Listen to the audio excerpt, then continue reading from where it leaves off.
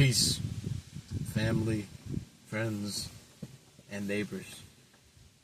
I am Leonidas Hamza, and this is Superposed Broadcasting.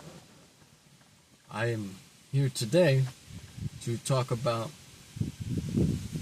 herbalism, of course, with conscious healing. But something specific I want to talk about is not an herb nor conscious healing. I want to talk about how herbalism found me. I didn't find herbalism. See, I grew up poor, and we ate a lot of processed foods, a lot of, a lot of foods from the dollar menus. We bought majority of our groceries from the dollar store. We had Clover Valley Pop, ramen noodles, frozen TV dinners, and all this other stuff. To me, that was food. And to many people, that is food. But really, I found out the hard way when I got my apartment with my first roommates. That's not food. And it made me question my reality and the reality I lived for a very long time. I talk about this in my book, which I hope and believe will be published soon. But the individuals I lived with, they were considered naturalist, I guess. One was vegan, and one was was conscientiously aware of things I was not conscious of and aware of. Those things were food, processed foods, and so on. But I came home with, after I moved in, I came home with a bunch of groceries.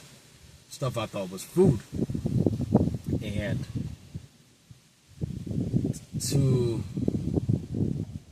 come to find out, I was actually eating a bunch of garbage. Non-nutritional value food that was processed, food that didn't have minerals and vitamins. They told me all about it. I got obsessed with trying to understand this stuff because it fascinated me. I then got obsessed with organic foods and realized organic was not the key to the diet. Anything is organic. Everything is organic if it comes from some kind of natural source. I always like to say a wood table is organic. Doesn't mean we eat it. You can do what you want to do. It's going to be a little tough. Might have to soak it down for a little while. Maybe grind it up into wood chips. Don't do that. Please don't do that. But anyways, it really matters what you eat is GMO free. That's the biggest thing.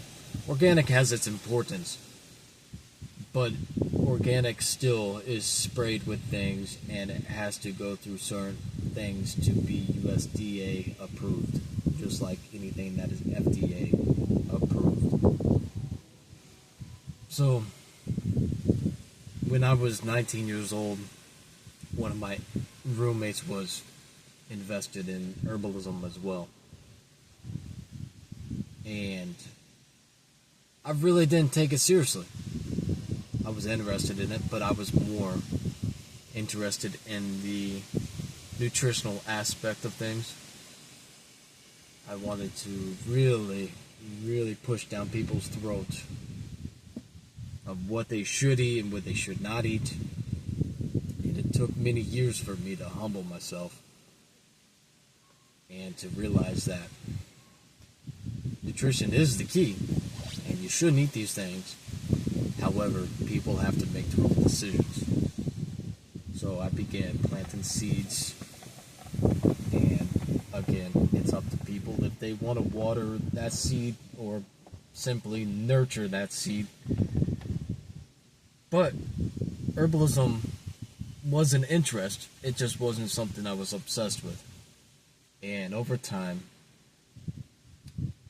from 19 to 25, I continued to escape herbalism, but I was highly focused on eating extremely healthy, even though I was an alcoholic and a drug addict. I loved smoking marijuana, which isn't all too bad. I loved cocaine. I loved meth. I loved taking ecstasy. I loved acid, mushrooms, pills, Percocets, Xanax, lean, a lot of cough syrup, all kinds of things.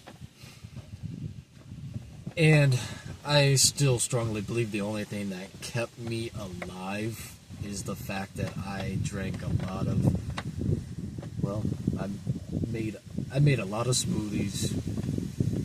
I ate a lot of foods that were alkaline based instead of acidic in nature. And I had many near-death experiences,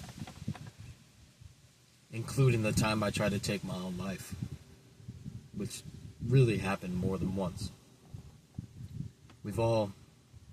Almost all of us have been there before.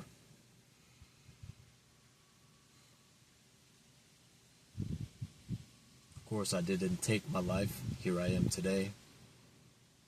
And that is why I am doing what I am doing with conscious healing. Not because I feel sorry for anybody, but because I can relate to people in so many different ways.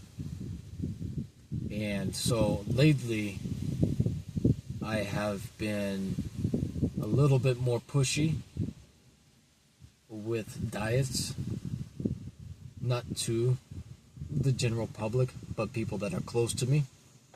And that is because I wish nothing but the best health for people I care about. And I normally don't push things unless I'm asked for it, or my help is asked for. When people want my help with their health conditions, I make sure that is what they want, and they're absolutely certain of that. Because I said it's either my way or no way. If you want my help, if you really want to get back on your feet, I can help you. I'm not here to give you medical advice, but I can help you and tell you exactly what I would do. And that's what I do. I have been questioned, what am I scared of? Because of my obsession, quote unquote obsession, with herbalism and food. Well, I'm not scared of anything. I'm not even scared of death. I have faced death multiple times. Death is a beautiful part of life. It's a beautiful part of living. It is part of transcending. I'm not scared of very many things. I am scared of things, of course. I won't lie about that. We're all scared of something. I'm not scared of very much, though. The reason I love nutrition and I love herbalism is because we can only have so much control in this world. We create our own realities, and everything that happens around us is a reflection of everything that happens inside of us. So for me, life is about being disciplined. when I can control what I eat, when I can control what I do inside of myself, I know that I can have control over anything besides other people and their decisions and actions. But I can have control over the creation of my external reality when I have control of my internal reality. And that's a fact. Okay? That's the only thing that I can control in this whole entire world, is what I decide to put inside my body. I have watched firsthand how nutrition can change not only my life, but a multitude of other lives as well. And many people that may or may not watch this can vouch for what I am saying. Nutrition, herbalism, environmental conditions. When we change our internal reality, we change our external reality. We can look at this from so many different lenses. In the biblical literature, God will not dwell in an unclean tabernacle. We are the church. I am the church. When we have a clean tabernacle, that what I perceive from a psychoanalytical perspective is that we are no longer low vibrational beings. We are no longer in low vibrational subtle mental planes.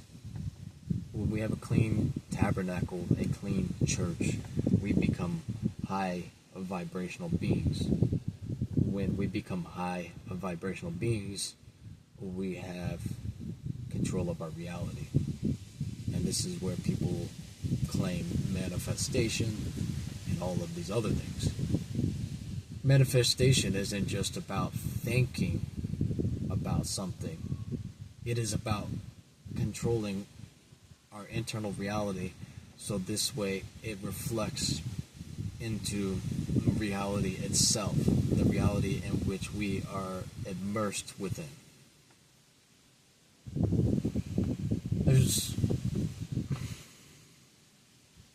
So when we become high vibrational beings,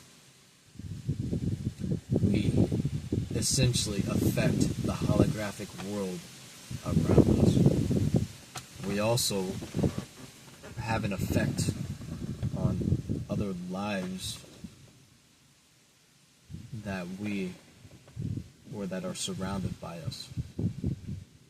You and I both know that when you walk in a room and somebody is a low vibrational person, and what that means is they're anxious, which comes in a couple different ways. Their anxiety is fear-based, or their anxiety is because their heads are in the clouds and too abstract and not enough concrete. And then you have depression or anger, disappointment, humiliation, lack of confidence. You walk into that room and you can feel these things. You can feel, if you are consciously aware and consciously present, you can feel these things. And you can sense these things. And that person's low vibrational state, if you are not strong enough, will affect you.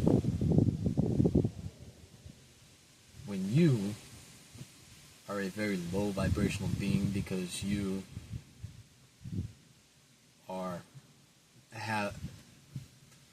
too are depressed or anxious, or you're drinking a lot of alcohol, abusing substances, you will be affected. And so that low vibrational person sitting in that room will affect you, and you will tune in to the same frequency in which they are on. And this is where synchronization comes in. Then 1 becomes 2, 2 becomes 4, 4 becomes 6, 6 becomes 12, and it just continues. So it's not that I am obsessed with something. I am obsessed. I love herbalism, and I love nutrition. So I am obsessed to a certain degree. It doesn't mean that I am crazy about it and I allow it to completely dictate everything I do. Sometimes I don't eat the healthiest, and I'm the first to admit that. Well, I don't always have control over myself the way I want to have control over myself. I may be an herbalist and I may understand my nutrition and I may understand the herbs I need to take, but it doesn't mean that I'm always in control. I lose control sometimes.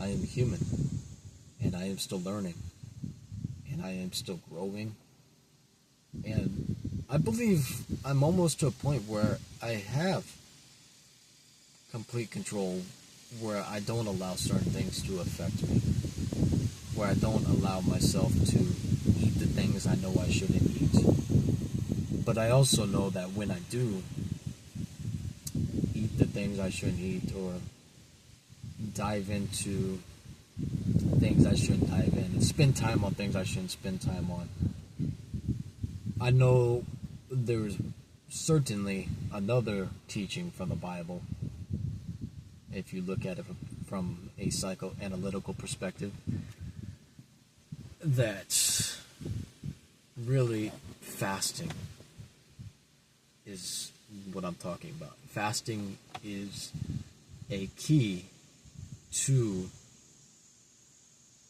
well, taking a break from these poisons. Let it be fasting from coffee, fasting from eating toxic foods, fasting from social media, fasting from TV, fasting from reality, fasting from friends, fasting from family, fasting from, anything and everything. We need time to ourselves. So I know how to do those things, and even though I lose control over myself for a short period of time, I gain control back. And part of that control that I gain back is because I snap back to reality, and I know what it's like to lose touch of reality. I know what it's like to get lost and not having control of my inner being.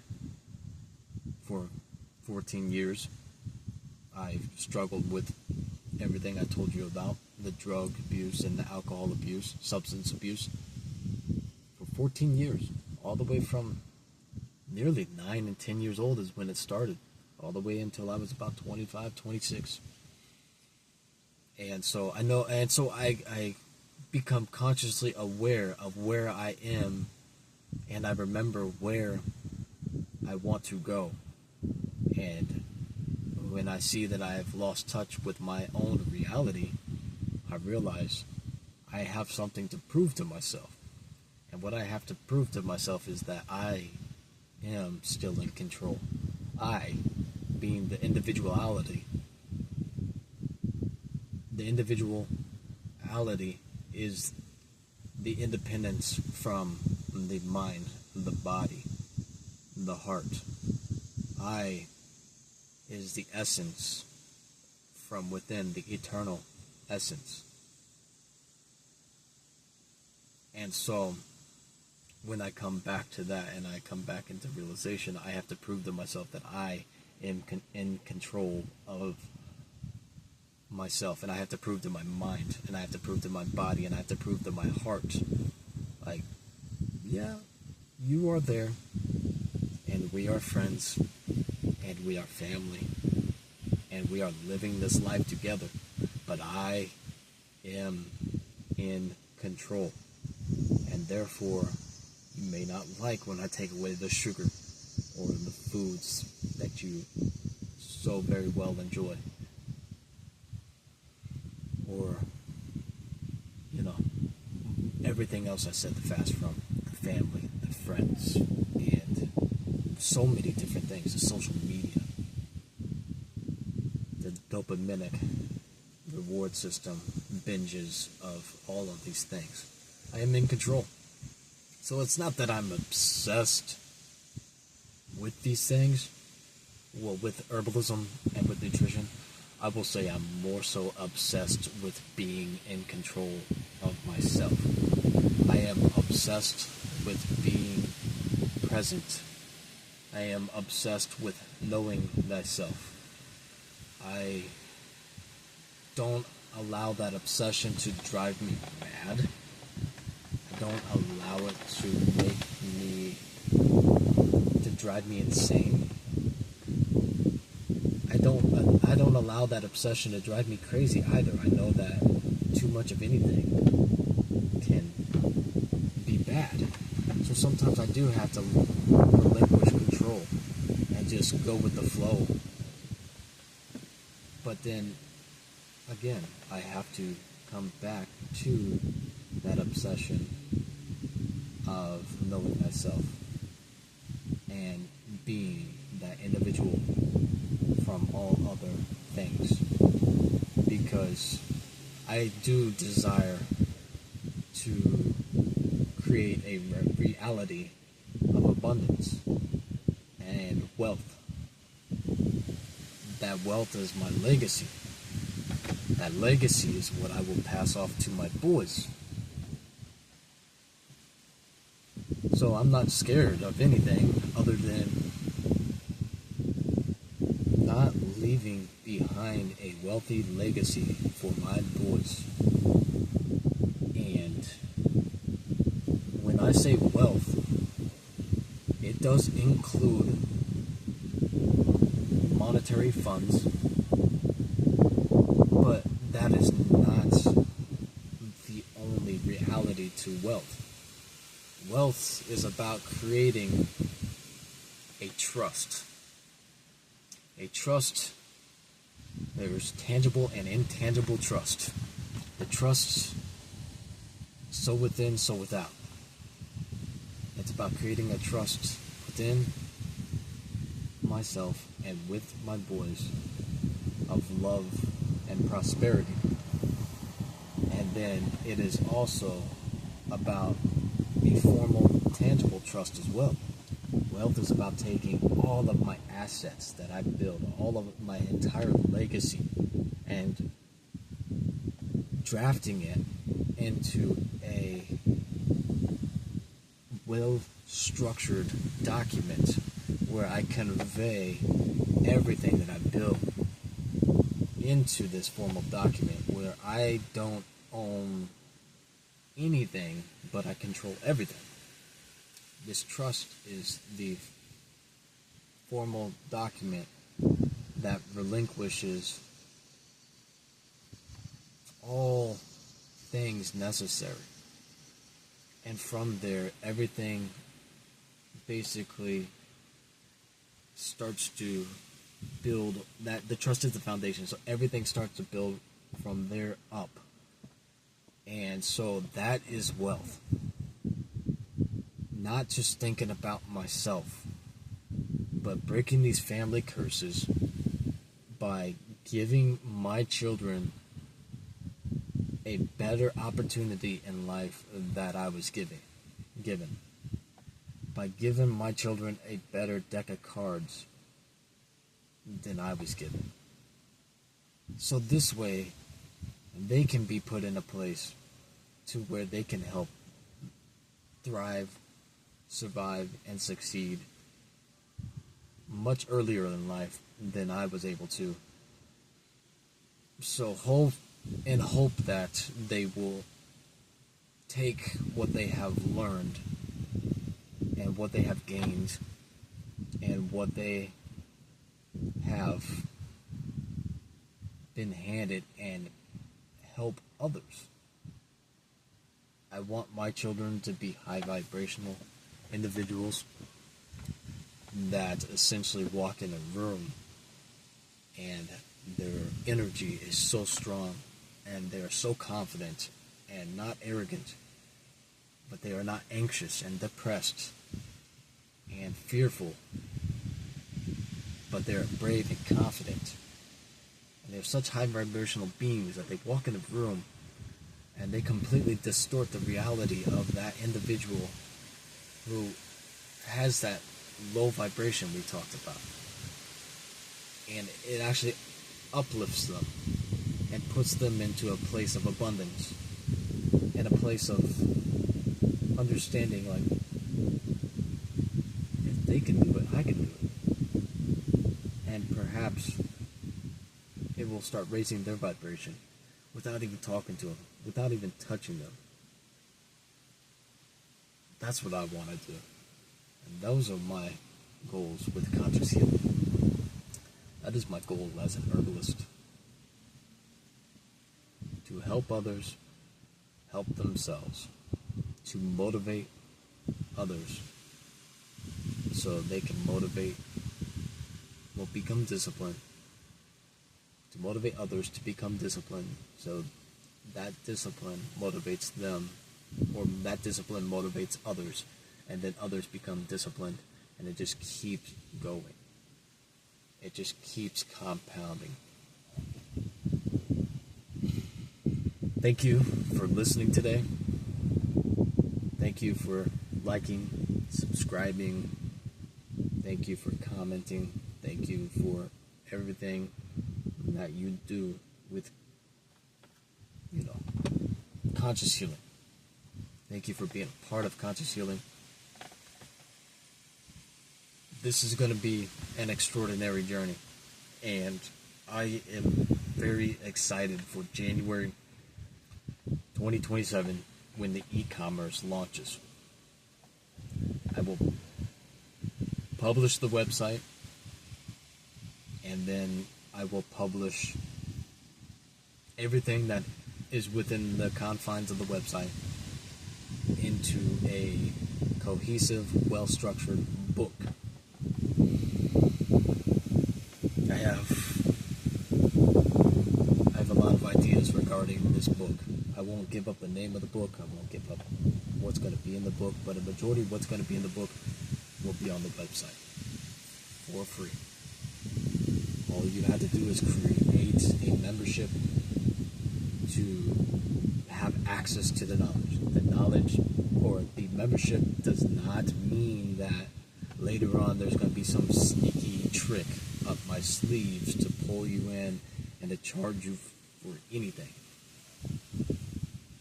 The membership is, even though there's no gatekeeping to the knowledge, the membership is a gatekeeping for legality.